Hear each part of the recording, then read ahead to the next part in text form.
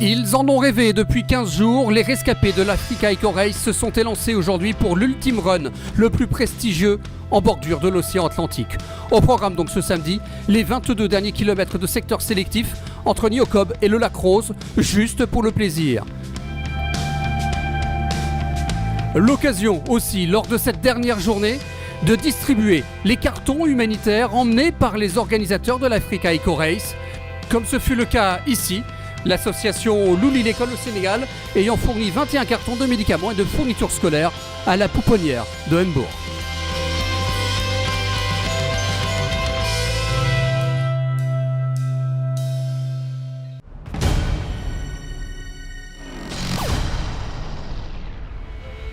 Ils étaient 37 sur 2 roues à prendre le départ à Monaco il y a 2 semaines. 23 sont à l'arrivée aujourd'hui.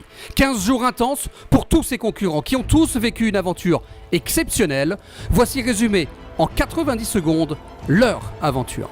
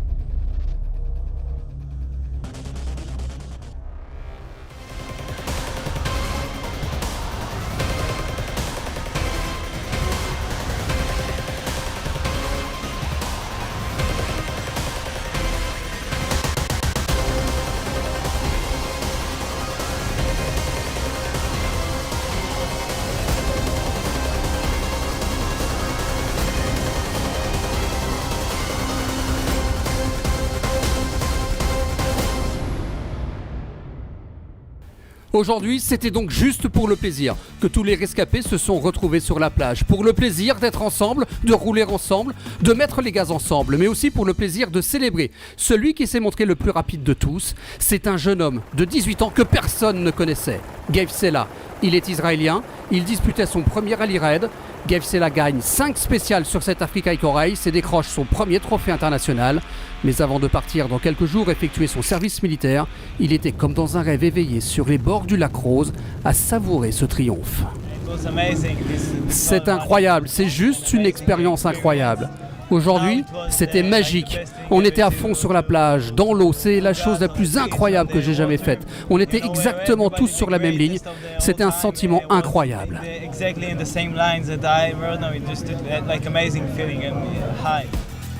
Au général, Gabe Sela l'emporte donc avec une confortable avance sur Palander Sulvelsetter, 50 minutes et 12 secondes. Benko est 3e, Laurent Webel est le premier français, il finit 9e.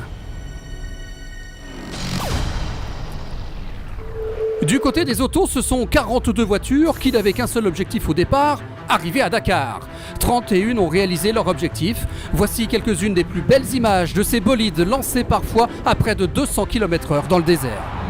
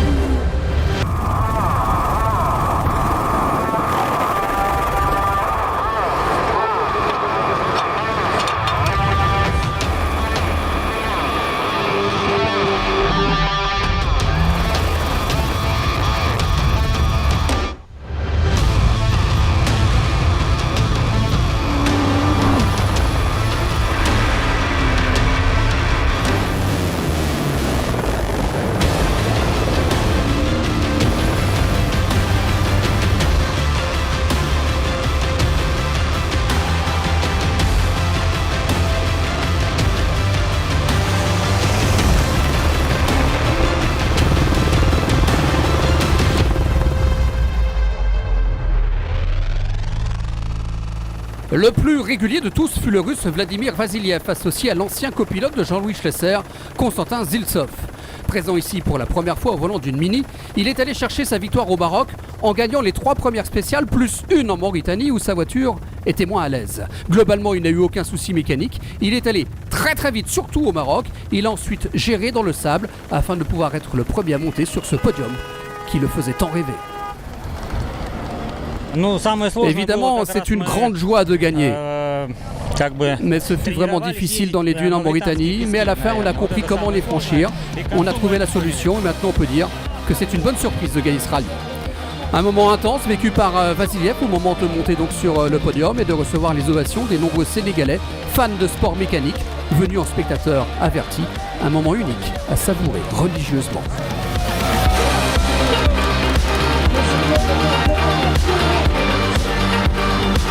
Au général, Vassiliev et Ziltsov signent leur premier succès ensemble sur cette Africa Eco Race.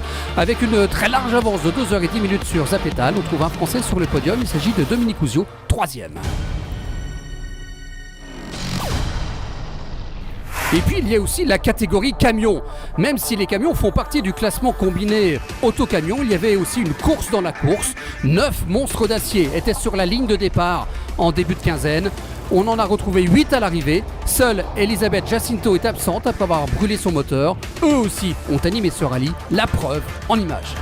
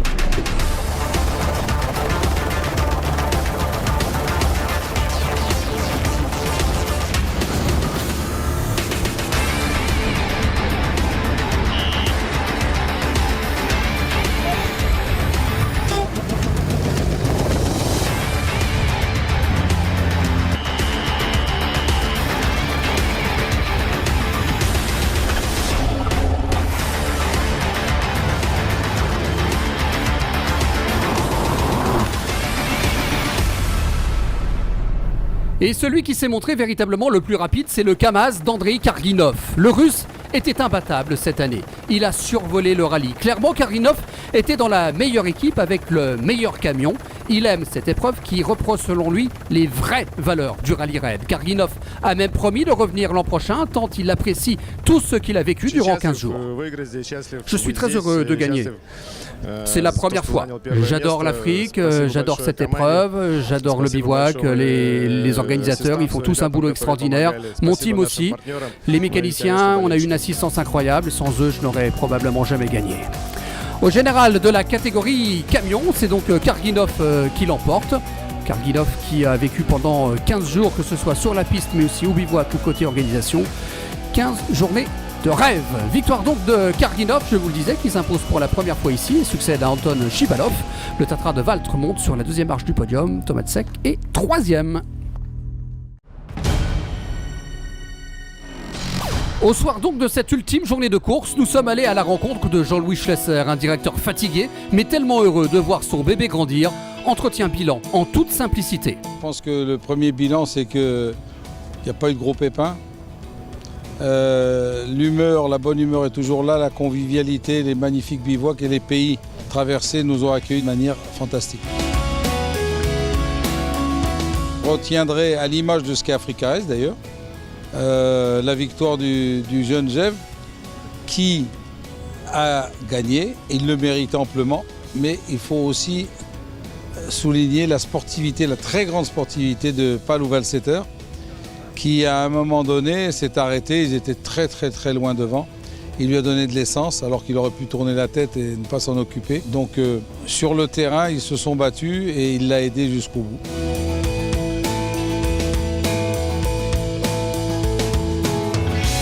Je dirais que la victoire de Vassiliev, c'est pas tout à fait une surprise. Il avait une bonne voiture, c'est un très bon équipage. Mais malgré tout, on a pu voir au fil des spéciales que Manialdi a gagné, bref, je ne vais pas tous les citer, mais il y a eu différents vainqueurs. La course a été très animée. Et en camion, eh bien, on a une victoire Kamaz sans surprise. Par contre, derrière les deux Kamaz, ce sont deux Tatras, et ça, c'est une vraie surprise. C'est un anniversaire, 10 ans. J'espère que ça se déroulera au moins aussi bien que cette année, et puis que les années précédentes, on est monté tout doucement en puissance, en force, et puis on a une course vraiment qui est belle, qui est reconnue, qui grâce à notre production se fait connaître maintenant un peu plus dans le monde entier. J'espère qu'on aura une bagarre encore plus importante en moto et en auto. On n'a pas eu d'accident très grave et ça c'est ce qui m'importe. Il faut que la course se déroule, mais sans accident pour moi c'est magnifique. Avant de se quitter, l'image de ces 2 semaines, elle est signée Jean-Louis Schlesser à bord d'un des avions de la flotte de l'Africa Eco Race. Voilà, ainsi s'achève cette 9e édition de l'Africa Eco Race. On se dit maintenant à l'année prochaine et on se quitte avec les plus belles images en caméra embarquée. À dans un an donc. Allez, ciao!